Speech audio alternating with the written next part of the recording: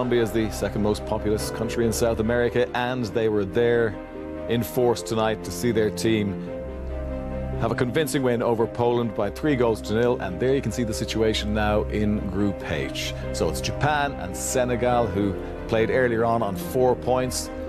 Colombia now on 3 with their victory over Poland. Poland, unfortunately, are out of the 2018 World Cup. They have just one more match to come, but unfortunately it will be of no significance to them whatsoever. It will be of significance, though, as you can see, to Japan, who have a very good chance now to advance. Senegal, Colombia, what a match that is going to be. Will it be Africa or will it be South America that'll be celebrating and advancing? So that group still wide open as far as the 3 teams still in contention are concerned.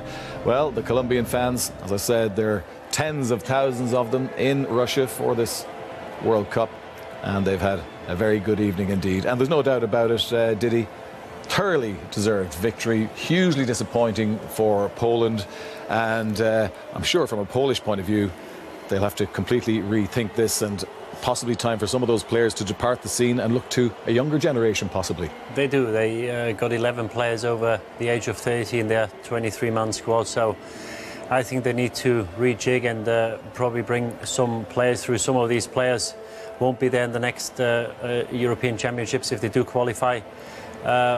Colombia, they've been fantastic. The first 50 minutes, Poland started well. It was very scrappy at the start, a lot of foul play, a lot of niggly fouls. Once the game settled down and once they expressed themselves and once they started passing the ball, it was absolutely fantastic to watch. We highlighted Rodriguez before. He had a hand in the first 2 goals. Absolutely fantastic. Cuadrado, a threat all night, scoring the 3rd goal with a sprint over 60, 70 yards and then have the composure to finish it. I really like the team. Falcao, you see me in picture. Kevin mentioned at half-time he looked like he lost half a yard, but the way he's put himself about, the way he holds the balls up, flicks them on, gets free kicks for his team, an all-round team performance. Very good team, and yeah, it'll be a great game against Senegal now, but I've got to say, I fancy these boys to beat them. And we just saw a number of shots there of Robert Lewandowski, his World Cup aspirations well and truly over tonight. And you know, we expect, Stephanie, at this level of competition, the big players, the superstars of the game, to step up and take responsibility, particularly when they pull on their country's jersey. And it just wasn't happening for Lewandowski tonight, no more than it was happening for his team.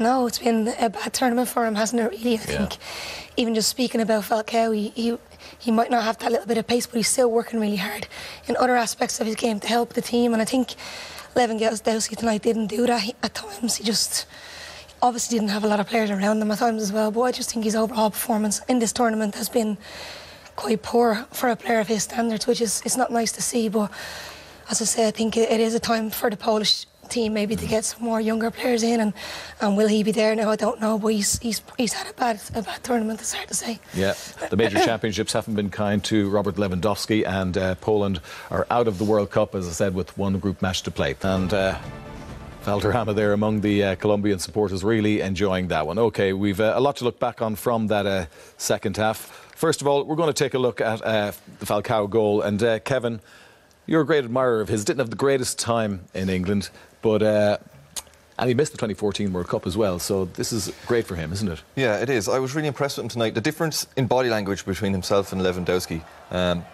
You know, he inspired his team tonight. He chased everything, he ran after everything. The goal here, Cuadrado as well initially, goes out wide, comes into Quintero. The ball from Quintero is, you know, absolutely inch perfect. The first touch from Falcao is what makes it, because he doesn't have to do anything else after his first touch. His run obviously is very good. He keeps himself on side. But this first touch means he can concentrate on finishing it.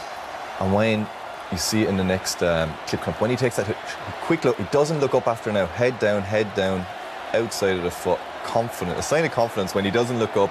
He knows what he's going to do. Doesn't wait to see what the keeper's doing. Just you know, he knows outside the foot, put this in the bottom corner, and confident finish for a guy who hasn't been, I suppose, on top form in the last year or two. He's been questioned when he went to Chelsea, to Man United, back to Monaco. But you know, he seems to show great passion playing for Colombia. Steve Coppell said to me before, the key to football, getting your good players to work hard. And I think tonight they got their front four, Cuadrado, Quintero, Rodriguez and Falcao. That was the difference. They worked hard. Not only they're good players, but they were tracking back, they were fighting for every ball. They treated it, Falcao said he wanted to be a cup final, they treated it like a cup final. Yeah, and interesting, you know, the striker's mentality when he gets in a position like that. And Kevin, you were a striker, you know, in the Premier League. I mean, a lot of other players, even though they'll be experienced, when they get in that position, they freeze.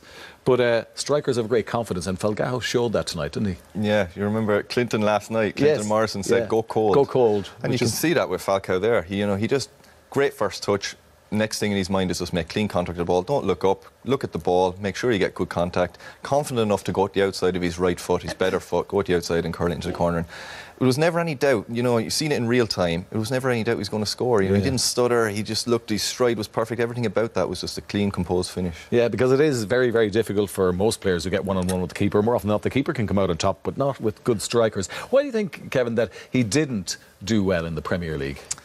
I don't know, because you know, you see that game tonight. He was strong. He's good in the air. He runs the channels. He holds the ball up. It's hard to know why. Man United, it was difficult for him. Chelsea was difficult for him. Yeah. You know, he had a bad injury at Monaco, and that seemed to take. We spoke about at half-time, that little half yard. And in the Premier League, it's so quick. Maybe that little half yard just held them back. But you know, this is the World Cup, and you know, he didn't look off the pace tonight at all. He looked fit. His face, you could see in his face, he was gaunt. He looks like he's really prepared well for this competition. Yeah, and I suppose Stephanie, having missed 2014, obviously he has great desire, because this quite possibly is his last World Cup. So he did show great desire tonight, didn't he? Yeah, I think he's always been a player that done that. Even at Man United at the time, he wasn't going well for him. He always tried his best, and you could see he was really disappointed in himself that it wasn't going well. But I think he's a player that, even when it didn't go well at Man United, Chelsea wanted him, you know. So there's something in him, and people can see that, and he proves it every time he plays for Colombia, and obviously with Monaco now as well, he's doing it again. So he's a very, very good player, and I think I'm happy to see him do well in this tournament, I have to say. Yeah, the fans liked him, did he, in England, but it just didn't happen for him. But he's still a striker of great quality, isn't he? Yeah, and I think he's the face of the Colombian team, and he's been for a number of years. As you say, we saw his celebration. It probably meant so much to him because he missed the last World Cup. When he came to England, when he come in the latter stages of your career, I think he was 29, 30 when he came to England. After a bad injury, sometimes it's not easy to adapt. Even though he played in other leagues, he played in European competition. The Premier League is a different ball game, and I think he just found it hard. He probably wasn't 100%, and it's hard enough when you're 100%. And then he came, physicality of the game. It's a different game, and but take nothing away. This is a guy who has been one of the standout goal scorers and centre forwards in the last decade. There's not an awful lot about, and I think he could be a huge asset if they stay in the tournament, because this guy will work hard. He's the leader of their team, and he couldn't have two more opposite or different leaders of the team today. One is really thriving, taking that responsibility on. The other one sulks, loses balls, you know, he's bothered about everything else by his own performance. And I think there was the huge difference in the two teams tonight. Yeah, hunger makes a huge difference, there's no doubt about that. And another player who did really well during the game, Steffi, but in terms of the Premier League also struggled, Cuadrado. Good game tonight, and then he capped it with a super goal. Yeah, he was excellent tonight, I have to say, and he was very unfortunate against Japan to come off, but I think he's to get to where he's gone from. Like, he's come from his own half with that ball. He's carried it well. I think his first touch, at first I thought maybe he's given Paznan a chance to get it, but it's brilliant composure by him. He travels with the ball well. He gets it out of his feet and he doesn't panic. It's a very, very good finish. And as I said, I think he was very unfortunate to get taken off, and probably a tactical substitution against Japan, but he's definitely saved himself for tonight because he's been fantastic and he's been really on form in the game alongside Falcao. Excuse me. That's okay, Steffi. Listen, no, you're fine. Listen, Kevin, sometimes players like Cuadrado can be a little bit frustrating because sometimes they overindulge a little bit. But I mean, he did contribute to that victory tonight, didn't he? Yeah, massively. He was involved in everything. And you know, don't want to overlook on Rodriguez in that goal. Rodriguez won the ball in the corner flag, dribbled up the line and played that ball from the halfway line. A great ball. So you know that foursome, we said at halftime, Cuadrado, Quintero, Rodriguez and Falcao, all of them stood up tonight and showed, you know, matched a sort of a Belgium, you know, 3 or 4 players, stood up and showed what they could do. I don't know if they have enough behind them to go far in the tournament, but if those 4 play well, you know, you'd think nearly that's enough. Yeah, credit where it's due, because I was keeping the best till last, and to have a conversation about James Rodriguez, he's already proven himself at the World Cup, and having missed the first game, okay, he came on with 20 minutes to go, but now he's fit and raring to go, and he looked good, didn't he? And he contributed a lot to Colombia's effort. Yeah, I think it gives. When you've got these players on the pitch, it gives everybody else so much more confidence, because if you're in trouble, if you don't know where to play, you always got one option, because he will always show for the ball, and you can give him the ball. If he's sandwiched in 2-3 players, he will always come out with the ball. And that third goal just epitomised what this guy is all about. He wins the ball, then he hasn't got the pace to run down the line, and he knows that full well, but then the Polish players guess that he has to come back on his towards his own goal, but he keeps going, and then he's got the vision and the composure to see the run of Cuadrado, who's 40-50 yards away from him. He sees the space behind the Polish backline, and he plays the perfect ball in there. And he couldn't have done any more. As I said, I was hugely impressed. I wasn't too sure, because buying the players on the back of a good World Cup, I think is always a bit of a danger, because playing for the country, we know sometimes it means more to South American players, maybe to other countries. But what he's done for Bayern Munich this season has been absolutely outstanding, and there were a lot of question marks in Munich whether he's got the attitude to really play and be a success in Germany, but he answered them questions. And to come out after injury to play 90 minutes today, because after 60-65 minutes I thought he might be coming off, because he looked a bit jaded and tired, but he kept on, took the armband towards the end, which he richly deserved. Fantastic performance. As I said, this is a great team to watch. I like the tenacity at the back, and going forward, they've been a joy to watch tonight. On the other side of the coin, unfortunately, we have what was a poor Polish performance, and I know there are lots of Polish fans looking at our programme tonight, and they'll be hugely disappointed with their team essentially going out of the competition. There was a small glimmer of hope when they started to play a little bit of football midway through that second half, and they got a couple of small things out of it, possibly a half chance falling to Lewandowski here. Yeah, he's done ever so well. This is the only real chance he's been able to create for himself. Takes the ball down well. I wouldn't blame him for missing the chance, because Ospina did well to narrow the angle, and then it's probably the best chance here.